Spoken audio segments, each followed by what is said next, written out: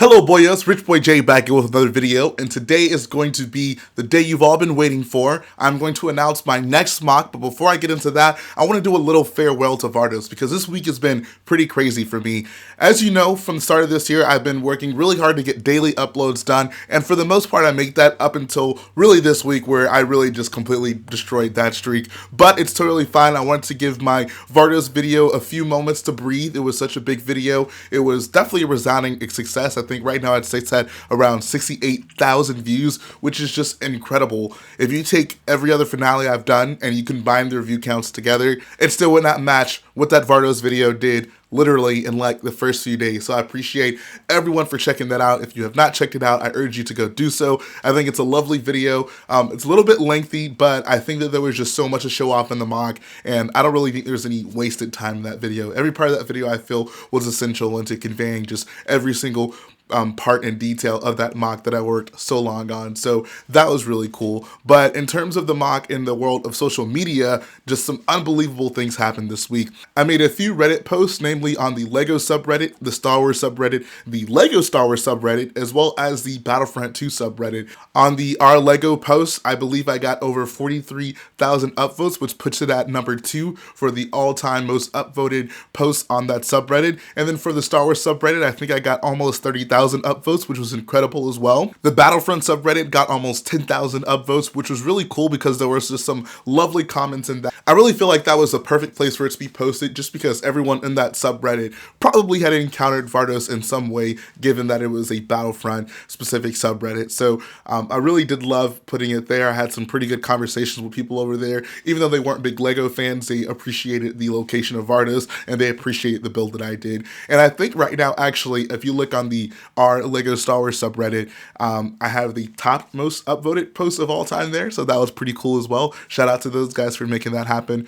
Outside of Reddit, on Twitter, I would say it was even more successful. I got some pretty cool retweets. I actually had the EA Star Wars page retweet the post that I made. One of the coolest parts about this is they actually tagged Anthony Scordy in it, who is the character model and voice actor for Admiral Versio in the game, and he actually responded to it, and he was apparently very impressed by it, so that definitely meant a lot to me. And perhaps the most important social media recognition that I got for this mock, Janina Gavankar, the character model as well as voice actress for Iden Versio, actually retweeted it, which is just absolutely incredible. I really do love her as a protagonist in Star Wars Battlefront 2. I've seen her on podcasts and stuff, and she's clearly a big Star Wars fan. And she's made other posts on social media about her Lego minifigure from the Inferno Squad Battle Pack. So clearly she had an appreciation for her character and Lego. So it just meant the world to me that she retweeted it. And finally, there were also a lot of game developers from Battlefront 2 that caught wind of the post, and they were pretty impressed by it. Well, this post in particular really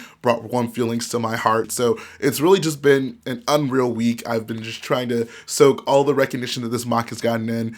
I felt like whenever I started the mock, it was going to be kind of risky just because it was coming from a video game and one that not every Star Wars fan has played. You know, if you need something from the film, all Star Wars fans have probably seen all the films, but there's no guarantee that they played the video games. So I was kind of concerned with, how relatable the mock would be, how much interest there would be around it. But I think that, the build series did pretty well. And this past week with the finale, it just made everything totally worth it. So I'm glad to see that a build of really a lesser known area can do well and be appreciated by the general public. That just meant the world to me. So if you're watching this now and you found out about this mock literally within this past week, I welcome you to my channel. This is what I do. I build big Lego Star Wars mocks, and I hope that you're excited to continue this journey with me as I venture into my next mock. And that brings us to the moment that you all have truly been waiting for. The next mock that I'm going to be building is Star Killer Base. I know that there's been a lot of speculation as to what I was going to be building, and I really didn't see a lot of people recommend this one, which made it more intriguing for me to build it because I wanted to, of course, have this thing be an actual surprise. I didn't want for there to be a general consensus as to what I was going to build and then just confirm that. I like kind of giving you guys something to look forward to that you maybe not necessarily would expect. So, of course, that begs the question, why am I building Star Killer Base? The biggest reason is I've been wanting to do this mock for a really long time. Back in the day, whenever we were actually deciding to create Crate, Starkiller Base was actually the mock that I wanted to do. And if like we decided that we weren't going to do Crate, it was going to be Starkiller Base. We decided that in terms of just the timing and everything, it would have made more sense to do Crate when The Last Jedi was coming out, which was totally fine. And I was actually more so encouraged to do it because the colors would be generally the same. I would need a lot of white tiles and like white slopes and dark gray slopes for the rocks, and that is generally the same case as Starkiller Base. I think I'll need probably more white slopes just because most of the mountains are snow covered, but a lot of those pieces that we use in Crate will actually be able to transfer over to Starkiller Base pretty well, so I'm excited about that. One of the other cool things about this mock is Garrett would actually be rejoining me on this mock, so I know you guys had been waiting for us to collab back on a mock. He will be collabing with me on this one. I wouldn't say expect him like here every single week on the live streams. It's not going to be super involved where we do those 8-hour streams like we did with Crate. I don't want to set that expectation, but you guys should know that he will be involved in this mock, and I'm pretty excited about that. It was fun building with him on Crate, and I am super excited for us to really go all in on Starkiller Base and do something that is really impressive. I really can't dive too deeply on the specifics of the mock because I really haven't ironed out the finer details, but I can tell you a few things about it. The first thing is this is going to be the biggest mock that I have ever done. Crate covered about 4 or so folding tables. I'm anticipating that this mock will cover 5 folding tables, and it might even get larger than that, just depending on how we'll be able to fit in all the scenes that I want to incorporate, which brings me to my second part too, the scenes that I want to incorporate.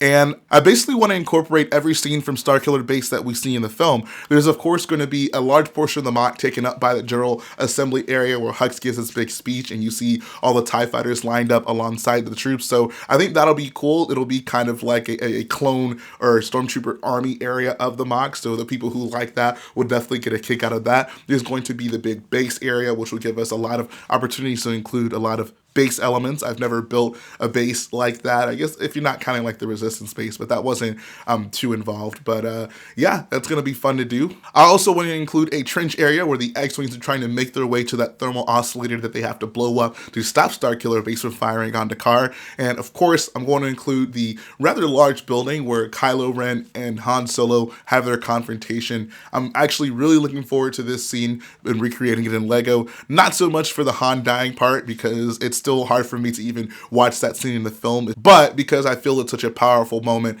in the movie. And then finally, we'll of course be building the little forested area where Kylo Ren and Rey have their final showdown. I think that this area of the mock will be really interesting because so far I have not really done a forest type area of a mock. So I've been slowly collecting parts and I've been trying to like hide them, not show them off to give any hints for what I was going to be building next. But that's definitely going to be a pretty cool portion of the mock in my opinion. One of the most exciting things for me about this mock is also the fact that like we did with Crate, there were basically 2 versions of it. There was like the pre-battle version of it and then the post-battle with the showdown between Luke and Kylo Ren. We're going to try to do the same thing with this mock. I would like to have basically a normal standard like day-to-day version of Starkiller Base where, you know, just normal operations are going on. I'll still have like Rey and Finn and Han Solo running around, but this will be before the Resistance shows up. And then I want to do a version of it like after the Resistance shows up. Once the planet starts exploding, there will be pull-up sections in the ground that will actually expose crevices once they're removed, and then they'll actually show off like some of the lava and just general exploding areas of the mock. So like one version of the mock will be completely normal, whereas the other version will be like where it's just getting blown up. And that'll really allow me to use the skills that I get on Vardos of implementing lights into Lego builds, and I think make some really beautiful things like lava explosions, stuff like that, especially during like the big showdown between Rey and Kylo Ren. So really that's all I can share with you guys today. And as for when you can actually expect the build series to start, I would literally start today if I could. The problem, however, is that I gotta take down Vardos. I'm gonna need so many of those parts in Starkiller Base, so I'm gonna work very diligently to do so. I would say pencil in right now for the first update on Starkiller Base to start on April 7th. That's actually the Sunday, 2 weeks from now. So that gives me a bit of time to get Vardos taken down, sorted, as well as Crate, because there's still actually a lot of parts of that haven't been sorted. And like I mentioned earlier, a lot of the parts that want to need from Crate, namely the white tiles, are going to be used in Starkiller Base. Until then, you guys can expect some like Vardos disassembly streams, Crate disassembly streams, sort streams, stuff like that. Maybe I'll actually even like build a few things. Like there's a couple of mocks that I've been wanting to do, not personal mocks, but mocks that other people have made that I'll probably also build on stream. You guys seem to like that sort of thing. And I also want to do more mock reviews. So I'm going to have obviously more days of content to fill without having like a proper build series going on, and I hope to do so with some new cool unique things on the channel. So I think it's an exciting time, and I really hope that you guys are excited for the next build series that I'm going to be doing. I also want to add that this is not the last thing you'll ever see about Vardos. I plan to do at least one more video on it, namely a views video that really just showcases a lot of nice photographs of the MOC and like minifigure eye levels, so it looks, I don't know, realistic and immersive and stuff like that. So I'm gonna look forward to that. Now that the MOC is finished, I can do something like that that is like really holistic and really just capture the entire MOC in some really nice photographs. So if you're not familiar with the viewed series, I'd say go check out some of the other videos that I did in it. I'm pretty sure it's in the playlist for the Vardos build series, and the last one will be released hopefully sometime this week. I've been trying to snap as many photographs as possible before I start taking that MOC down, and I got some pretty beautiful shots, so you guys should definitely look forward to that. The other thing that you absolutely have to do immediately once you leave this video is actually go to the BRICKWIZ'S YouTube channel. BRICKWIZ'S is a good friend of mine. If you don't know who he is, he also builds large-scale MOCs on his YouTube channel, and today he has also announced the new MOC that he's making. So if you guys want to know